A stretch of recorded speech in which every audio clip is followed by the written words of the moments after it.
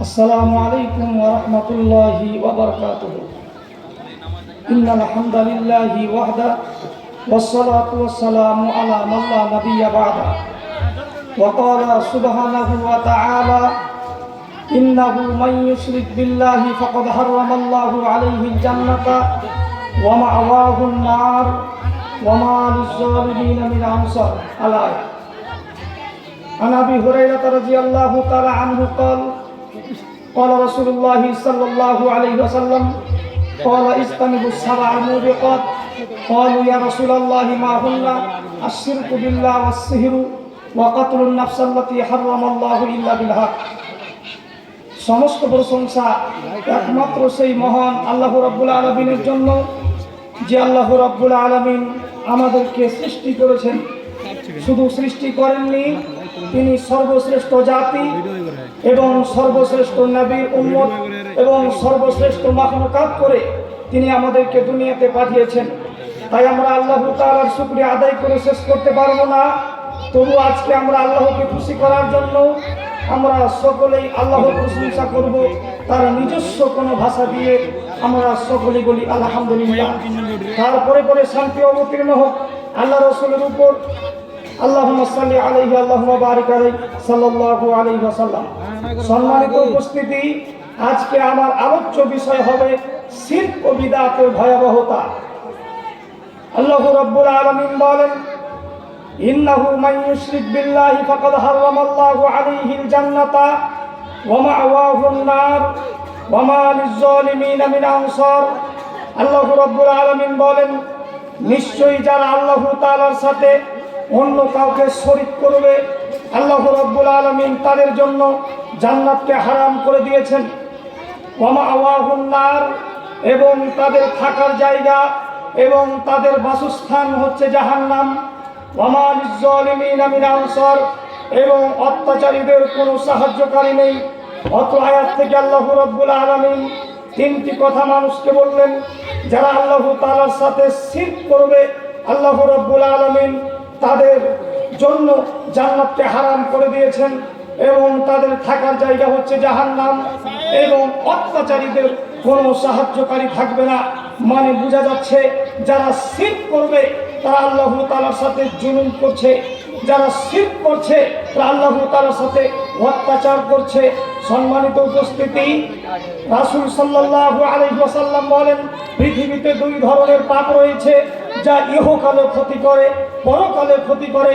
পৃথিবীতে দুটি পাপ রয়েছে যে মানুষের ইহকালে ক্ষতি করে, পরকালে ক্ষতি করে। তার মধ্যে একটি পাপের নাম হচ্ছে শিরক, আর একটি পাপের নাম হচ্ছে বিদআত। শিরক যদি আপনি করেন তাহলে অতীতের যত নেকি রয়েছে সমস্ত নেকি বরবাদ হয়ে যাবে, এবং বিদআত যদি আপনি করেন তাহলে যত ইবাদত আপনি সামনে করবেন একটাও কাজে আসবে না। আল্লাহ রাব্বুল আলামিন সূরা আনাম ৮৮ নম্বর আয়াতের মধ্যে বলছেন, ওয়ালাউ আশরাকু লাহাবিতা আনহুম মা কানু ইয়ামালুন। আল্লাহ রাব্বুল আলামিন বলছে, তারা যদি শিরক করে তাহলে তাদের আমল নষ্ট হয়ে যাবে।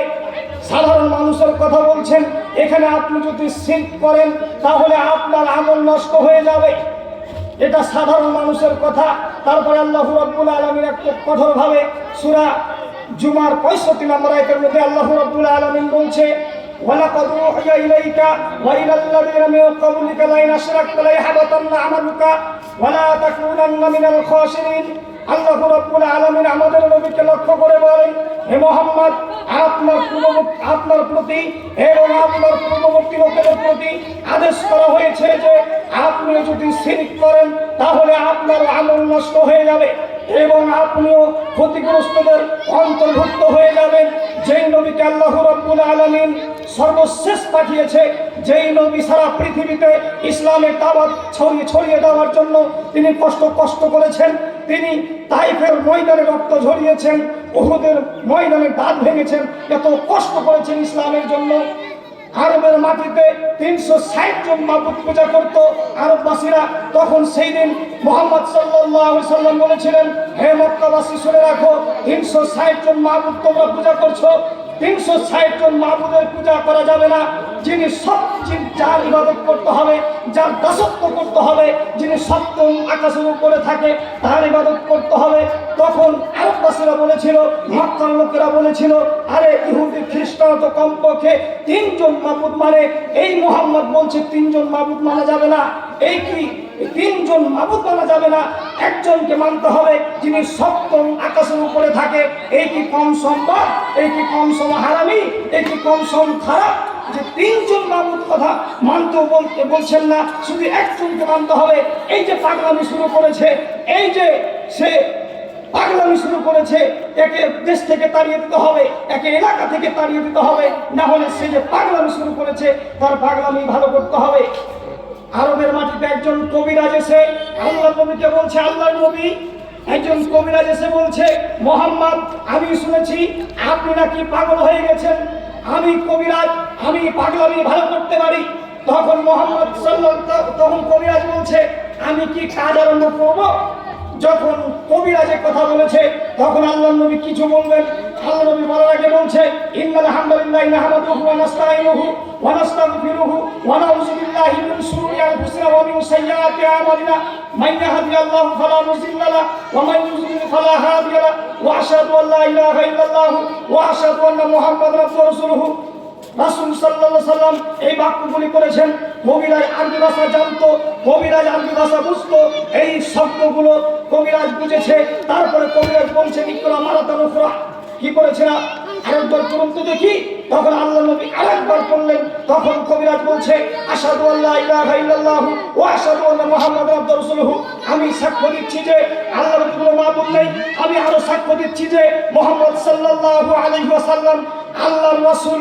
কবিরাজের নিজেরই পাগলামি ভালো হয়ে গেল।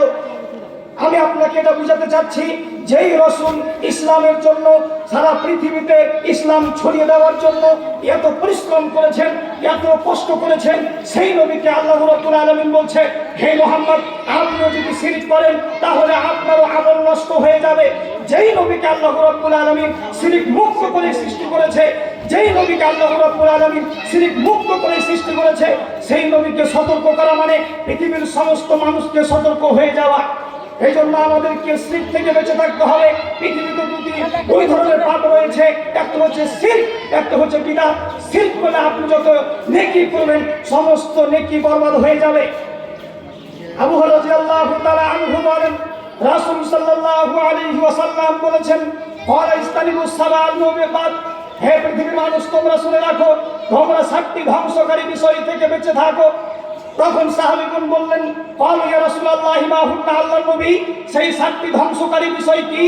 তখন আল্লাহর নবী বললেন, আশশিরকু বিল্লাহ, তোমরা আল্লাহ তাআলার সাথে শিরক করো না। পৃথিবীতে যত পাপ রয়েছে সবথেকে বড় পাপ হচ্ছে, পৃথিবীর মধ্যে যত পাপ রয়েছে সবথেকে বড় পাপ হচ্ছে শিরক করা। তারপর রাসূল সাল্লাল্লাহু আলাইহি ওয়াসাল্লাম বলছেন, ওয়াসসিহরু, জাদু করো না।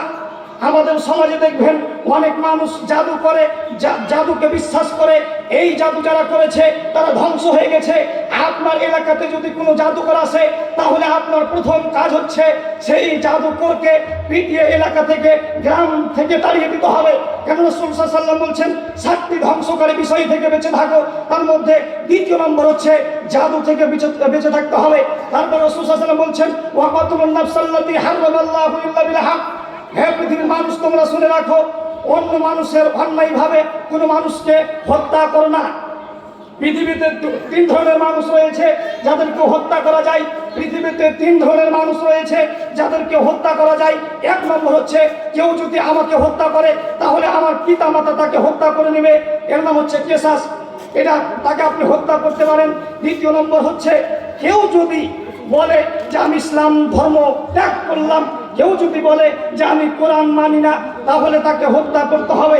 তৃতীয় নম্বর হচ্ছে, বিবাহ করার পরে যারা জেনায় লিপ্ত হয়েছে, বিবাহ করার পরে যারা অন্যায় কাজে লিপ্ত হয়েছে তাদেরকে হত্যা করতে হবে। তার মধ্যে 2 শ্রেণীর ব্যক্তি বেঁচে যাবে।